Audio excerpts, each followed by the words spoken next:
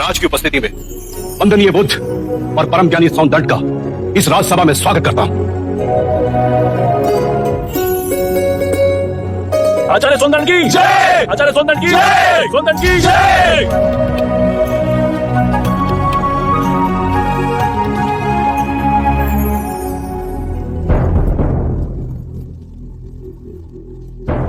आज ये दोनों मान्यवर महाराज की उपस्थिति में इस राजसभा में अपने अपने विचार व्यक्त करेंगे। ऐसे विचार जिससे आप लोगों के ज्ञान की वृद्धि होगी। अब मैं दोनों मान्यवर से विनती करता हूं कि वो किसी एक विषय पर अपने विचार प्रकट करें। आप आयु में मुझसे छोटे हैं, अतः विषय चुनने का अवसर भी मैं आप ही को देता हूं। कहिए, किस विषय पर चर्चा करनी है? प्रणाम सौंदर्य। क्या आप बता सकते हैं कि एक सच्चे ब्राह्मण में कौन कौन से गुण होना अनिवार्य है? यदि आप चाहें तो वेदों के उदाहरण भी दे सकते हैं।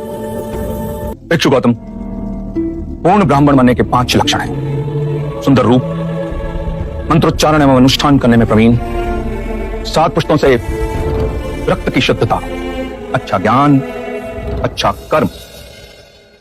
इन 5 गुणों में से भी सर्वाधिक महत्वपूर्ण गुण कौन कौन से होने चाहिए? और इनमें से किसी भी गुण के अभाव में क्या वो सच्चा ब्राह्मण हो सकता है? अंत के 2 गुण, अच्छा ज्ञान एवं अच्छा कर्म। सुंदर रूप, मंत्रोच्चारण एवं अनुष्ठान करने की प्रतिभा, 7 पीढ़ियों से रक्त की शुद्धता आवश्यक नहीं। क्षमा कीजिएगा, परंतु सुंदत्त जी उचित उत्तर नहीं दे पाए। बुद्ध के प्रश्नों ने इन्हें उलझा दिया है। ये तो ब्राह्मणों का अपमान है।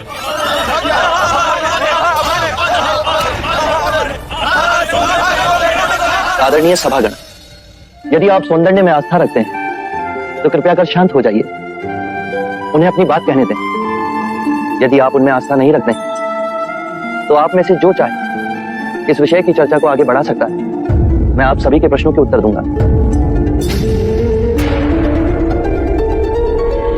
मित्रों, हम सबके बीच में मेरा चचेरा भाई अंगक बैठा हुआ है।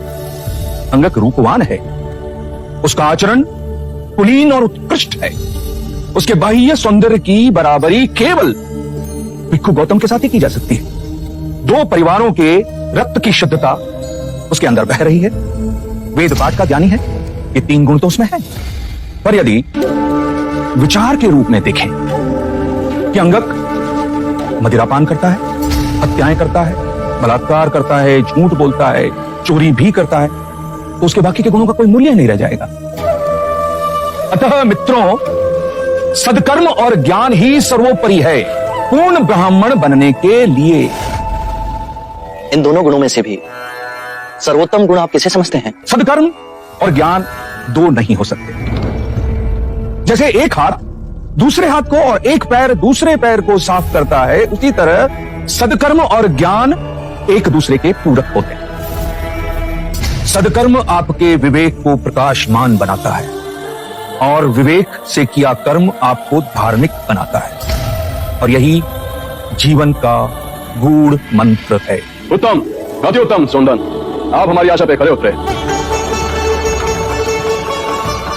बुद्ध, अब आप बताएं कि हमारे परम विद्वान सोनदन से आप क्या पूछना चाहते हैं? सत्य कहा सौंदर्य आपने। सत्कर्म और ज्ञान जीवन के सबसे मूल्यवान गुण हैं। क्या आप बताएंगे कि सत्कर्म और ज्ञान को उच्चतम कोटि तक कैसे विकसित किया जाए?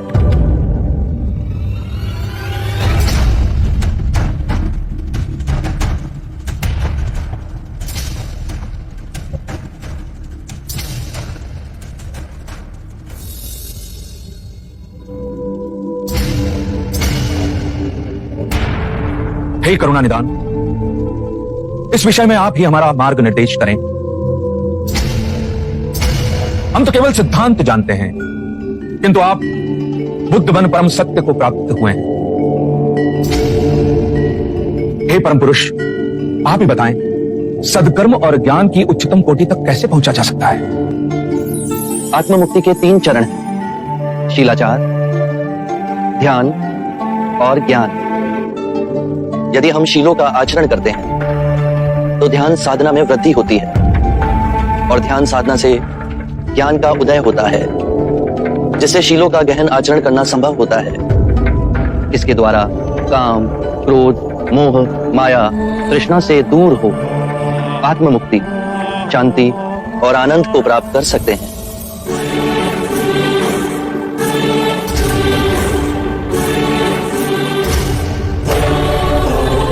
हे करुणानिधि, आपने मेरी आंखें खोल दी, मुझे अंधकार से प्रकाश में ले आए। हे परम पुरुष, मुझे आपकी शरण में ले ले।